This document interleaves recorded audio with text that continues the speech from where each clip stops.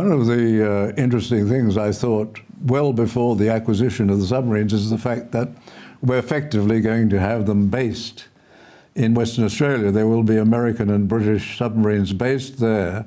I think that reinforces our defence and is reasonably economical from our point of view to have the submarines of our friends there. In fact, if the United Kingdom were to break up, if Scotland were to become separate, I don't think it's going to happen, but then the British would also have to find some way to put their nuclear fleet, so they may even think of bringing some of the fleet to Australia. But I think having the fleet, having them present within the country is a good thing for Australia. Well, those are some very expensive parking lots, David.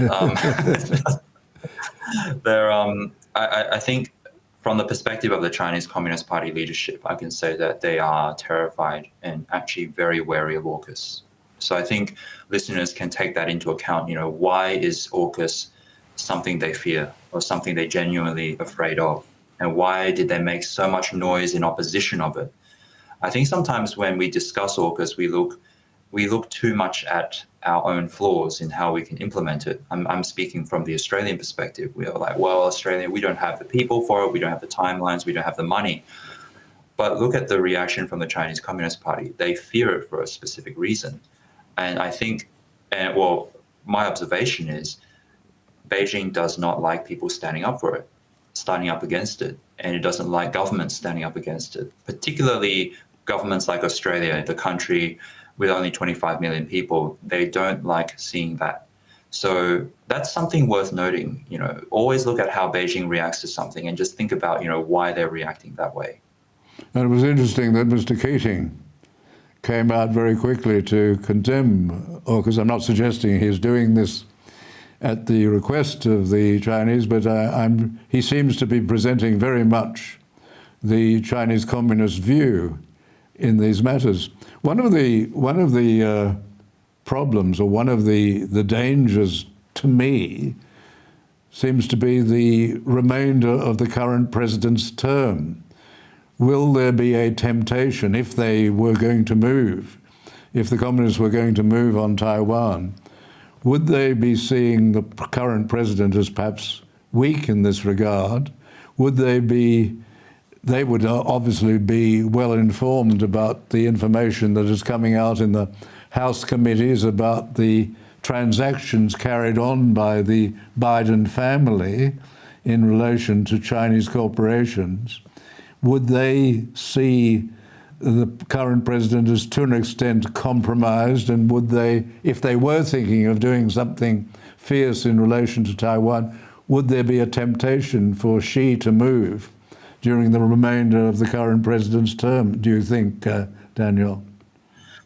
Yeah, without obviously giving it a direct yes or no on it, I think the stars are certainly aligning on the Taiwan issue. But I will mention as well at the end that there are opposing views to a Taiwan invasion. On the factors that suggest an invasion, certainly there is the anniversary of the Communist Party's takeover of China. I think that's nearing 75 years. And that's about the time that the Soviet Union had control over Russia. So it's a very symbolic sort of a time frame. And that's happening, that we're crossing that benchmark in the next 1 or 2 years. The other issue is is Xi Jinping's term, 5 years till 2027, I think.